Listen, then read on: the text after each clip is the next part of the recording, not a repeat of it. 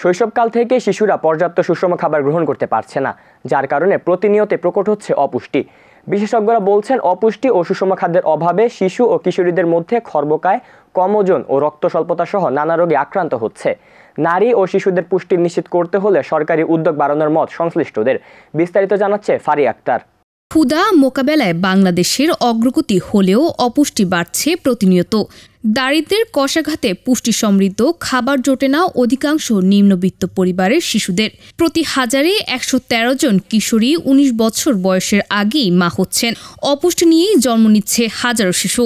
অপুষ্টির দুষ্ট চক্রের কারণে দেশে এখনও ৫ বছরের কম বয়সী শিশুদের মধ্যে ২৬% বেশি খর্বকায়, ২৩% শিশু কম ওজন নিয়ে জন্ম নিচ্ছে। ৪৩% শিশু এবং ১৫ থেকে ৪৯ বছর বয়সী ৩৭% কিশোরী ও নারী রক্ত স্বল্পতায় ভুগছে। না, অত একটা পারি না যে এটা আমাদের কুলায় হেটুকে আমরা খাবার দেই। আগে তো দিয়েছি, দেওয়ার মতন কোনো নেই, কায়দা নেই। কোনো খাবার মনে করেন তেমন একটা দিতে পারি না। নিজেদের খাবার জোগাইতেই হিমশিম খেয়ে যায়, আর বাচ্চাদের খাবার আমরা কিভাবে জোগাবো? কোনটা খেলে পুষ্টি হবে, কোনটা খেলে ভালো হবে, সেটা তো এখন আমরা খেতে পারতেছি না। অন্তঃসত্ত্বা নারী প্রসূতি ও কৈশোরকালীন পুষ্টি কার্যক্রমের আওতায় আয়রন, ফলিক অ্যাসিড ট্যাবলেট বিতরণ কর্মসূচি থাকলেও অনেকেই এ সকল সুবিধা পান না বলে জানান। আগে অনেক কিছু পাইতো, মানে গর্ভবতী মায়েরা পাইতো, সন্তান হওয়ার পরও পাইতো, কিন্তু এখন এগুলার কোনো নাই। এগুলো নিয়ে কেউ হাঁটাহাঁটিও করে না, এগুলোর পায়ও না। আবার যদিও আসে মাঝে মাঝে এলাকার ভিতরে, বাবা মার আইডি কার্ডের জন্য দেয় না, কারণ অল্প বয়স বলতে যেহেতু ওরা আইডি কার্ড করে নাই, তার ক্ষেত্রে ওগুলো আমাদের মিস যায়, আমাদের বাচ্চার মারা পায় না। চিকিৎসকেরা বলছেন, আয়রনের অভাব, অপুষ্টি এবং সঠিক খাদ্যাভ্যাস না থাকার কারণে এই সমস্যা বেড়ে যাচ্ছে।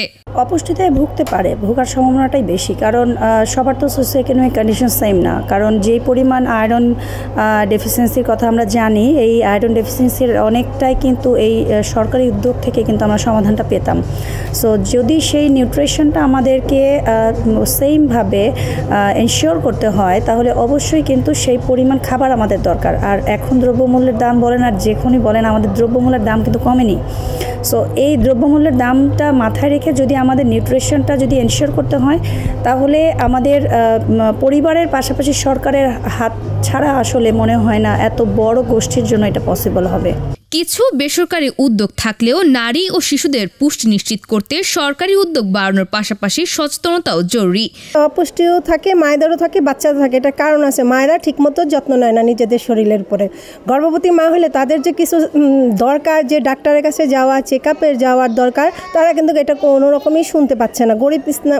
গরিব বস্তি নিয়ে কাজ করি তো ওরা মনে করে টাকা পয়সা বেশি লাগে, যে ওখানে গেলে এটা লাগবে ওটা লাগবে, এটা একটু হয় না। তা আমাদের এখানে যেমন আমরা ঢাকা আউসনিয়া মিশন থেকে অল্পতেই খরচেই আমাদের ডেলিভারিগুলোও করায়, মায়েদেরকে চেক আপও করায়, মায়েদের আমাদের এখানে টিকাও দেওয়া হয়, বাচ্চাদের সাধারণ চিকিৎসাও দেওয়া হয়, সব রকমেরই ব্যবস্থা করানো হয়েছে। একদম অল্প খরচেই আমাদের এখানে হয় আর কি।